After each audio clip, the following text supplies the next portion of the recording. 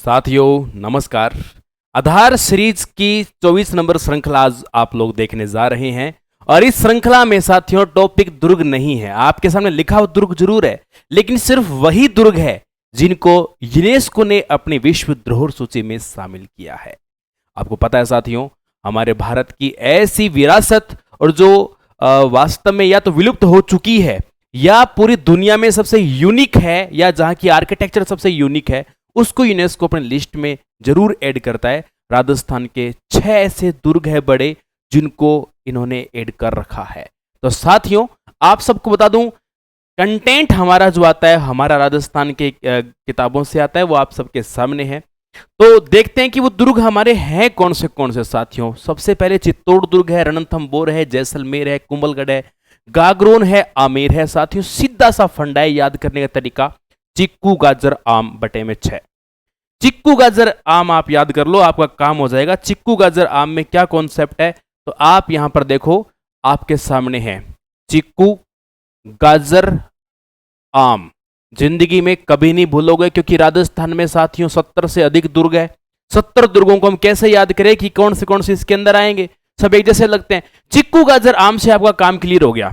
चिक्कू गाजर आम से आप यहां पर स्पष्ट रूप से देख सकते हो, च से आपका बन गया चित्तौड़ दुर्ग, कोए से आपका बन गया कुंभलगढ़ दुर्ग, और इसी के साथ गए से आपका बन गया गागरोन दुर्ग। जैसा कि आप लिस्ट में देख सकते हो, ये क्रम अलग तरीके से है, मैं मेरे तरीके से बता रहा हूं। जैसे आप यहां पर देख सकते हो जैसलमेर दुर्ग, और राय से आप देख सकते हो एक ऐसा दुर्ग जो दो प्रकार की श्रेणी में है, रणथंभौर, और आम से आप याद रख सकते हो आमेर दुर्ग, अर्थात आप देख सकते हो चिक्कू गाजर आम। सीधे सीधे प्रश्न आते हैं, निम्न में से कौन सा दुर्ग यूनेस्को की सूची में शामिल है या नहीं है। तो सीधा कॉन्सेप्ट है चिक्कू गाजर आम, आपका क्लियर काम। अब आप देखो थोड़ा सा हम देखेंगे, क्योंकि इन दुर्गों की वो बातें देखेंगे जो सीधे पेपर में आई हुई है। देखो इस तरह की बात अक्सर पेपर में पूछी जाती है। जैसे कोई दुर्ग है, चित्तौड़ दुर्ग है, इसके लिए एक कहावत बड़ी फेमस है, कहते हैं कि गढ़ तो चित्तौड़गढ़ बाकी सब गढ़ैया। ऐसी कई की दुर्गों के लिए कहावतें हैं। सिंह गमन सदपुरुष वचन कदली फल एक बार, हमीरठ तेरिया तेल चढ़े न दूजी बार। एक ऐसा दुर्ग जिसको नीचे से ऊपर देखने पर सर की पगड़ी तक नीचे गिर जाती है। अबुल फजल ने कहा था, मुझे ऐसा लगता है साथियों मैं नीचे से ऊपर देख रहा हूं, हमारा तो साफा भी नहीं गिर रहा है। मुझे लगता है अबुल फजल की गलती है इसके अंदर। अबुल फजल दिल्ली टोपी पहन कर आया होगा, वो कुंभलगढ़ के अंदर गया, नीचे से ऊपर देख रहा था, उसकी टोपी पीछे पड़ गई। वो जैसलमेर गया, जाते हुए बोलता है वहां इस दुर्ग तक पहुंचने के लिए पत्थर की टांगे चाहिए। भाई मारवाड़ी आदमी है, राजस्थानी आदमी है, पत्थर की टांग नहीं, हम खुद ही पत्थर पाषाण जैसा इंसान है यहाँ पर। तो वो अलग अलग आदमियों की बात, अलग अलग स्टेटमेंट है। अब ऐसे प्रश्न आपके पूछ लिए जाते हैं। देखो क्या इसका एक उपनाम है, इसे कहा जाता है किलों का सिरमौर कहा जाता है, राजस्थान का गौरव कहा जाता है। दुर्गों के अंदर मैसा के पठार पर स्थित है। प्राचीन काल के हिसाब से देखिए, दिल्ली से यदि आप लोग मालवा मार्ग पर जाते थे, उस मार्ग पर यह किला हमेशा आया करता था। श्रेणी इसकी गिरी है। गिरी का मतलब वैसे तो पहाड़ पठार है, पर पहाड़ी तरीके से दिखता है तो गिरी ही माना जाता है। और चाणक्य ने अपने 4 प्रकार की श्रेणी में गिरी दुर्ग को सबसे खतरनाक और सबसे सेफ बताया है। मेवाड़ के इतिहास में वीर विनोद नाम से साथियों एक रचनाकार हुए।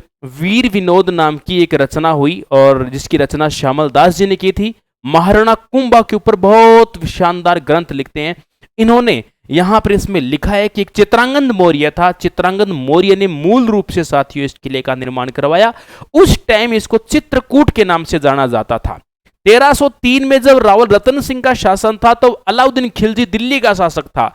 अलाउद्दीन खिलजी ने चित्तौड़ में रावल रतन सिंह को पराजित कर अधिकार किया, और अपने बेटे खिज्जर खान के नाम के आधार पर 1303 में इस चित्तौड़ का नाम खिजराबाद रख दिया था। तो याद रखना है, चित्तौड़ के 2 नाम रहे। शुरू में इसका नाम चित्रकूट होता था, बाद में चित्तौड़ पड़ा, और 1303 में इसका नाम खिजराबाद अलाउद्दीन के बेटे के नाम के आधार पर पड़ा। और बाद में फिर जैसे ही वापस सिसोदियों की इस पर सत्ता आई, हमीरदेव चौहान के हमीरदेव सिसोदिया के बाद फिर से इसका नाम चित्तौड़ कर दिया गया। तो समय के साथ नाम भी चेंज होते रहे।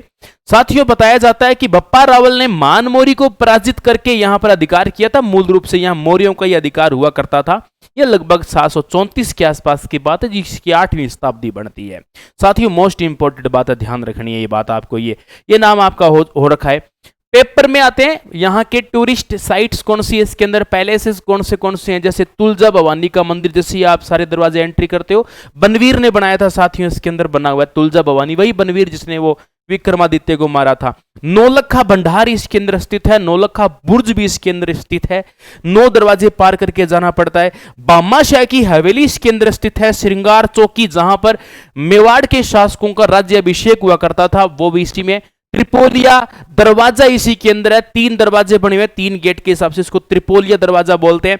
कुंभ श्याम मंदिर जो काफी प्रसिद्ध है इसमें बना हुआ है, सोमदेव मंदिर बना है, कुंभा द्वारा निर्मित विजय स्तंभ बना है 90 लाख रुपए की लागत से, उस टाइम 9 मंजिली सारंगपुर विजय के उपलक्ष्य में मीनार बनाई गई थी, आज भी यहां पर विक्ट्री टावर के रूप में खड़ी है। पद्मनी का महल है, गोरा बादल के महल है, चित्रांग मौर्य का तालाब है, जैन कीर्ति स्तंभ है, सतबीस देवरी यहां पर है, कालिका माता का मंदिर बना हुआ है, 9 गजा पीर की दरगाह इसके अंदर बनी हुई है। कुल मिलाकर छोटे मोटे 22 इसके अंदर तालाब बताए जाते हैं।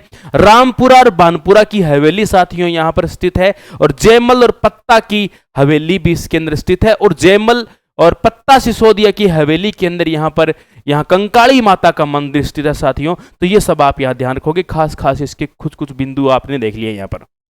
अब आप देखते हो 3 साक्य हो रखे हैं यहाँ पर, बड़े काम के बिंदु साथियों, बार बार पेपर में आता है। पहला 1303 में हुआ, दूसरा 1535 में हुआ, चौथा 1568 के अंदर हुआ। पहला जब हुआ तब रानी यहां पर रानी पद्मनी थी, दूसरी टाइम में यहां कर्मावती, तीसरी टाइम में फूल कंवर थी। याद रखना है, पहले के टाइम में शासक, मैं यहां लिख देता हूं, पहले के टाइम में शासक यहां पर रावल रत्न सिंह थे, राणा मत कर देना साथियों। मेरे को तो अफसोस इस बात का, जब किले के अंदर गए ना, पद्मनी महल के बाहर एएसआई का पट लगा हुआ है, उसके ऊपर राणा रतन सिंह लिखा हुआ है। बताइए कितने ये मतलब अद्भुत बात है, ये कितनी बड़ी एरर देखो आप। रावल और राणा में बहुत बड़ा फर्क है साथियों, गांवों का कई फासलों का फर्क है। तो रावल रत्न सिंह इस टाइम हुआ करते थे, पद्मनी के टाइम में इनकी रानी थी, तो ये जोर हुआ। बहादुर शाह के समय आक्रमण हुआ, सांगा की पत्नी थी कर्मावती, विक्रमादित्य साथियों शासक था, तो यहां पर कर्मावती थी।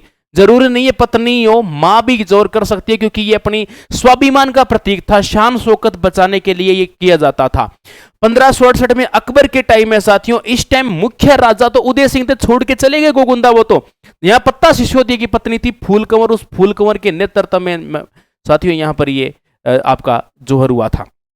नेक्स्ट आप रणथंभौर देख रहे हो साथियों, इसके लिए हमीरदेव चौहान बहुत ही प्रसिद्ध शासक रहे हैं।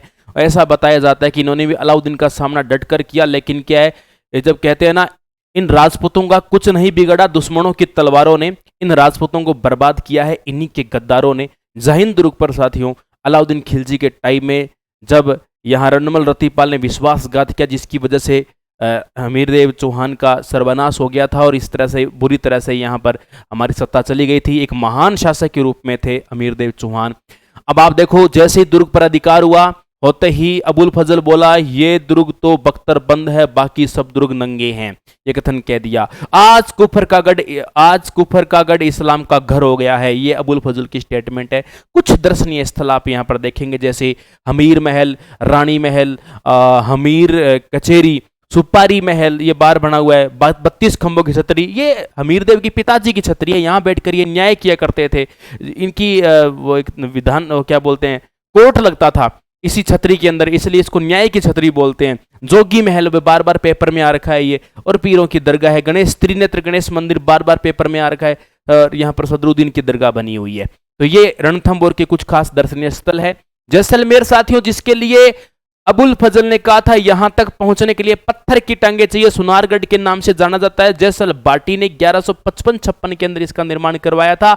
सुनार किला भी इसको बोलते हैं। यहां चूना नहीं लगा हुआ बिल्कुल भी, और इसमें कोई सीमेंट चूना किसी भी पत्थरों के बीच मटेरियल का प्रयोग नहीं किया गया है साथियों। मेटल पिघलाकर डाले जाते थे और कुंडी बनाकर पत्थरों को सेट किया जाता था। आज तक वह पीले पत्थरों का दुर्ग अपना अस्तित्व में खड़ा है, और आप देख सकते हो यहाँ कुछ प्रसिद्ध दर्शनीय स्थल है, जिसके अंदर आप देख पा रहे हो रंग महल है, मोती महल है, गजविलास है और जवाहर विलास है। साथियों आप देखोगे जैसलमेर इतना शानदार प्रसिद्ध है, और बताया जाता है कि यहाँ तो पत्थर के पेड़, लोहे के शरीर और काठ के घोड़े सवार होकर भी पहुंचा जा सकता है। ऐसे ऐसे लोग यहाँ कहते हैं। राजस्थान के अंडमान के नाम से भी फेमस रहा है ये, और ये त्रिकुट पहाड़ी के ऊपर बना हुआ है। चलिए नेक्स्ट आगे चलते हैं। आप देख रहे हो कुंभलगढ़ के बारे में साथियों, राजस्थान के सबसे बड़े दुर्गों में एक लाइन मैंने इसमें हाईलाइट कर रखी है, देखो बार बार पेपर में आ रखी है, कई लोगों ने ये आंकड़े दर्ज करके 36 किलोमीटर की दीवार है साथियों। मैंने खुद सर्वे किया है और कुछ और भी लोगों ने सर्वे किया है, लेकिन वास्तव में 36 किलोमीटर की दीवार है ही नहीं, वो 10.8 किलोमीटर की दीवार है। लेकिन अब इस बात को माने कौन, ग्रंथों में लिखा पड़ा है और पेपर में अथाह बार क्वेश्चन आ चुका है साथियों। 10.8 किलोमीटर से मैं विद आपको पूरे स्टेप बता सकता हूं, 3 चीज से मापे हुए हैं, मोबाइल है, आजकल एक वो वॉच भी आ रखी है और 1 मीटर भी लेकर गए थे। लेकिन आप सोच लीजिए साथियों, मेरे जैसा आदमी सीढ़ियां चढ़कर 6 घंटे में कवर करके आ गया, तो आप 36 किलोमीटर रोड पे कवर नहीं होता है। अब आप देखिए यहां पर मंडन शिल्पी था यहाँ का, गिरिदुर्ग श्रेणी में महाराणा कुंभा के द्वारा बनाया गया है साथियों। ये मैंने ग्रीन जो किया है, थोड़ा सा रिकॉर्ड वगैरह दर्ज है, लेकिन वास्तव में ये आप कह सकते हो ग्रेट वॉल ऑफ इंडिया में कोई डाउट नहीं है, लेकिन मैं दूरी के अंदर बात करना जा रहा हूं। कर्नल जेम्स टोड ने साथियों इसकी तुलना सुदृढ़ प्राचीन दीवारों से किया है। एट्रुस्कन वास्तुकार था, उसके साथ में कर रहा है। यहां पर बहुत सारे दर्शनीय स्थल है, झालीबाग की बावड़ी है, कुमश्याम विष्णु मंदिर है, झाली रानी का मालिया है, मामादेव तालाब है, उड़ना राजकुमार की छतरी है, इसी ये दोनों पास पास में। यहीं पर ही साथियों महाराणा कुंभा को मारा गया था, उनके बेटे उदा के द्वारा यहां पर हत्या कर दी गई थी। कुंभलगढ़ जैसा कि आप जानते हो महाराणा प्रताप की जन्म स्थली रही है और महाराणा उदय सिंह का राज्याभिषेक भी इसके अंदर हो रखा है। ओके, बस देखते जाओ।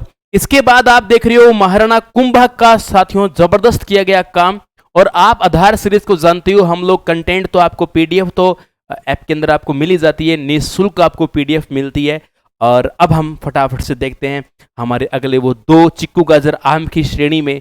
आप देख रहे हो गागरों दुर्ग जो जल दुर्ग की श्रेणी में है, आहू और काली सिंध नदी के संगम पर, और इसी तरह से आमेर दुर्ग जिसे सारी दुनिया जानती। एक सबसे तगड़ा प्रश्न इस पे आएगा, हिंदू मुगल शैली का मिश्रण प्रभाव यदि सबसे ज्यादा प्रभाव दिखता है आमेर में दिखता है। मान सिंह जी ने बनवाया था। कुछ खास भाग यहाँ पर देखो, बलुआ पत्थर का प्रयोग खूब हो रखा है, और दीवाने आम, दीवाने खास वगैरह वगैरह, केसर क्यारी, मावठा लेक इसके आसपास यही है।